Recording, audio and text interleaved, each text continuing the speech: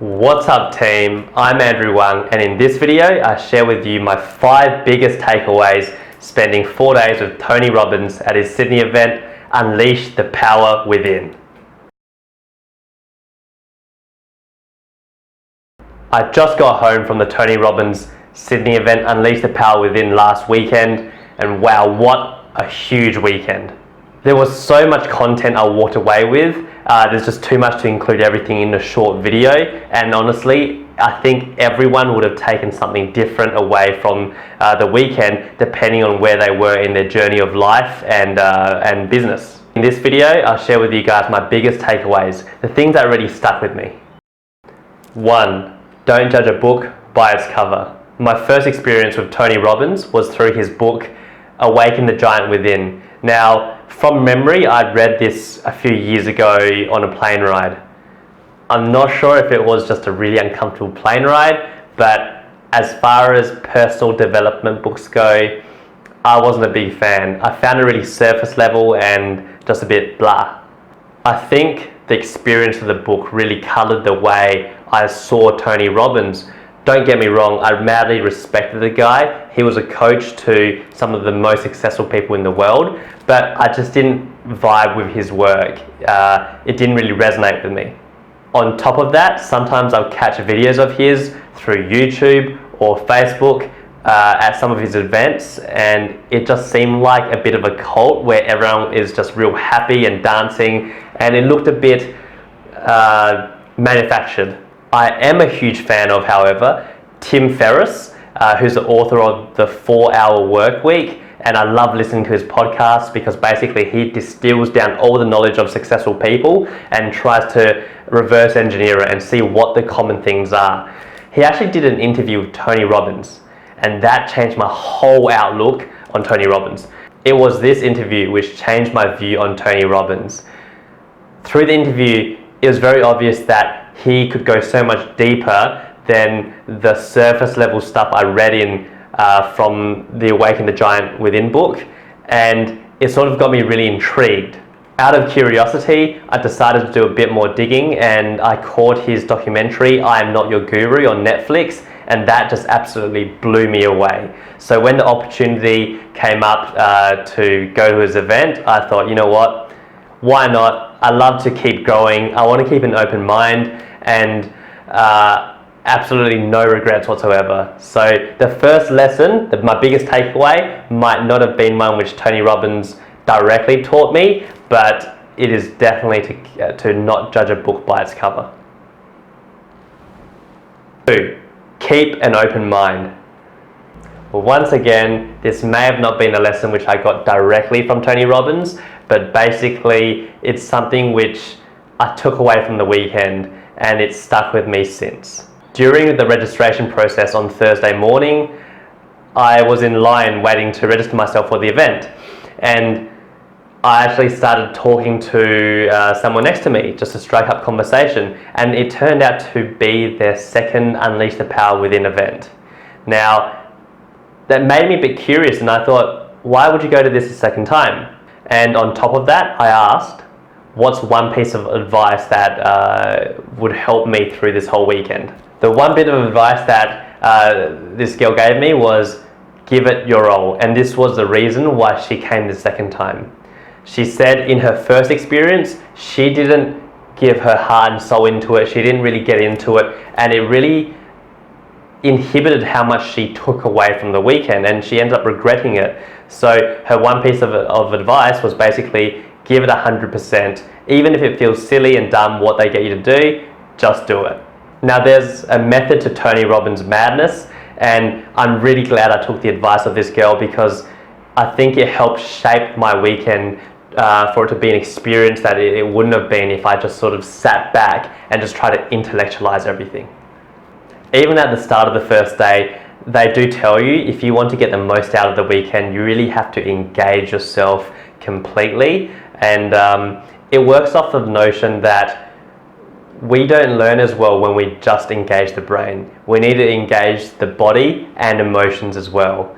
This is in line with things I've read in the past where our brains don't store things based on fact, but rather it stores things based on emotion. That's why we might not always remember what people did, but we will always remember how they made us feel. And speaking from experience, this weekend at UPW, even though there was so much content, I took away so much, and I'm actually retaining a lot of that memory, as opposed to the conference you go to where you just sit back and watch a PowerPoint slide for a few hours. 3, I have complete power to shift my state instantly. Now we're getting into the stuff which I learned directly from UPW. The first one being extreme ownership over my own state. What I mean by state is how I'm feeling in this present moment. So whether I'm happy, unhappy, angry, joyful, peaceful, anxious, whatever it is, that's the state I'm currently in. Over the weekend, we learned extreme ownership of it. What that means is I have complete control over my state, and it's got nothing to do with what's happening out there in the world, and all to do with what's happening in my mind and how I'm feeling. Now this was a game changer for me, because over the weekend he gave us some awesome tools to rapidly just shift our own state. The idea behind it is to shift your state, you need to shift 3 things. In no particular order, the first one being the body, our physiology, whether we're up tall or whether we're over hunched, it's going to have a massive effect on how we're feeling. The second one being what I'm focusing on. What do I choose to focus on in this present moment? So if I choose to keep focusing on whatever it is that made me unhappy in the first place, guess what? It's this vicious cycle which is going to make me more unhappy and aggravate the bad state I was already in. The third one is the label I'm giving the current situation. What I mean by label is that life is going to happen to us regardless. So it's the label, the meaning we give an event is basically how we're going to perceive it and how we're going to remember it, and based on that, how our state is going to be affected by it. I get it, way easier said than done. But what we did over the weekend was not only did they give us some tools to be able to be aware of what our state is and how to change it from a theoretical point of view, but we also ran through some really rapid state shifts. So they'd get the whole room of 5,000 people, not really a room, more of a stadium of 5,000 people to go into a bad state. So they use visualization processes to do this. And then over time, they'll sort of talk us into a good state, then talk us into a bad state again, then back into a good one, back into a bad one. And it started getting quicker and quicker, where it got to a point where our state changes were just bang, bang, bang, bang, just really rapid. Once again, the idea behind this is that engaging the body, engaging the emotions, as well as engaging the mind helps solidify what we learn. And honestly, I think it's actually worked, because when I talk about this, I am remembering what it was like back at the weekend, and remembering what I had to go through to basically just bang, shift states immediately. And now when I'm feeling myself feeling a bit average, or just sort of catching myself beginning to feel a bit angry or anxious, I'm reminding myself, hey, am I doing the 3 things to shift my state, and am I choosing to be in a good state? And that is just the key, is we have a choice. What's wrong is always going to be available if that's what we're looking for. On the plus side, so is what's right. So our brain, the survival part of our brain, its job is to basically look for problems.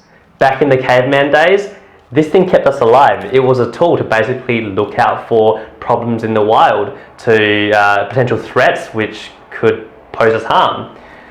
Luckily nowadays, those threats don't exist so much, but our brain is still serving the same purpose. Unfortunately, we're letting the tool drive us more than using it as a tool. So it's really choosing what we focus on and choosing how we feel in the present moment.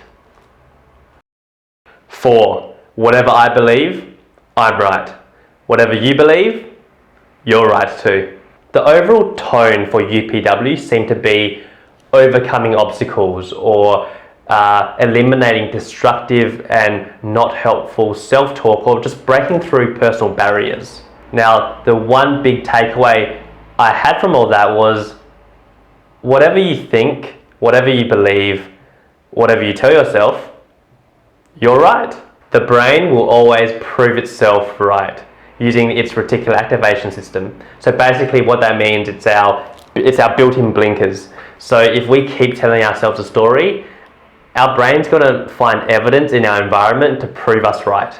For example, if you believe that the world was an unfair place, there was no opportunities anywhere, and that people just are out there to get you, guess what? Your brain's going to find all the evidence in the world to prove that you are absolutely 100% correct. The opposite is true too. So if you believe that you're a successful person, that there's opportunities everywhere, and that life is happening for you, your brain's going to find all the evidence to prove you right. This whole notion of whatever I think I'm right really explains why two people might see the same situation in a totally different light.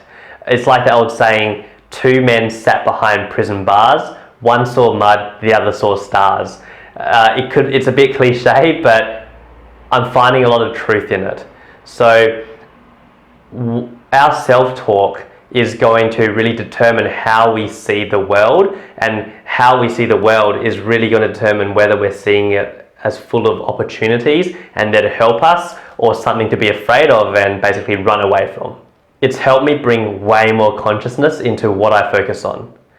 That's not to say things are 100% perfect and it's all rainbows and unicorn farts, but rather I now am a lot more conscious on, hey, this negative self-talk isn't serving me, and if I keep letting it go on, my brain's going to find evidence in my environment that is going to prove that talk right, and that's not something I want. Instead, I'd rather focus on things which are going to promote my growth and let my brain find evidence in my environment which is going to help me keep growing. Number 5, how expensive is your happiness? Now this one was huge for me. It was an absolute game changer. I think everyone can relate to this. We all know people who are really positive and just awesome to be around, and we also know people who are quite negative and they're just like a black hole sucking the life out of you. We also know people who have a lot and aren't very happy. We also know people, I'm sure, who don't have much from a materialistic sense, but are the happiest people we know. One thing I've come to realize is that everyone has a story. All of us do. Everyone has a story about what's happened to them and what obstacles they've had to overcome. So if everyone has a story and that's the constant, how come some people can be happy and others can't? It comes down to this game changer. How expensive is your happiness? Some people, and I'm totally guilty of this too, place too much of a cost on their happiness. If I've made my happiness really expensive to attain, guess what? I'm going to have to do a lot more to attain the happiness. That's why some of the happiest people I know take joy and give a lot of appreciation to the smallest things in life. Basically, they've made their happiness really cheap. The cool thing is, we have a choice. And this isn't a quality thing where you get what you pay for. Happiness is happiness. So if I had a choice of whether I wanted an expensive happiness or a cheap happiness, I know which one I'd be going for. After the weekend, I found myself really trying to be aware of what my current state is, and if I'm not in a peak state, really reminding myself, how expensive is my happiness right now? Being in business, and especially to my clients, my partners, I think this is something which is really important to keep reminding ourselves on. As we keep leveling up in business, in life, in relationships, wherever, we need to keep reminding ourselves, how expensive is my happiness right now? Especially as we collect more stuff, like material things, experiences. It's a very easy trap to fall into, to keep wanting more, to basically just be happy. We're assigning too much of a cost to their happiness. So I think it's something which I'll be reminding myself for many years to come. How expensive am I making my happiness right now? Like I said, guys, I got so much out of the weekend. This is only 5 out of maybe 100 things I took away from the weekend. I'll actually do a video on my thoughts on Unleash the Power Within and basically what my experience was, what the fire walk was like, and whether I thought it was worth it. That basically wraps up this video. I hope you guys really got something out of it. If you've been to some Tony Robbins events and have had some takeaways, would love to hear your thoughts. Otherwise, if you've just got some comments on your own experiences with my takeaways, would love to hear your thoughts on those too. On that note, guys, real quick summary on the 5 biggest takeaways from my weekend at UPW. 1, don't be so quick to judge. 2, keep an open mind. 3, I've got the power to shift my state instantly. 4, whatever I think, I'm right. And 5, how expensive is my happiness? Hope you guys enjoyed it, and until next time, done.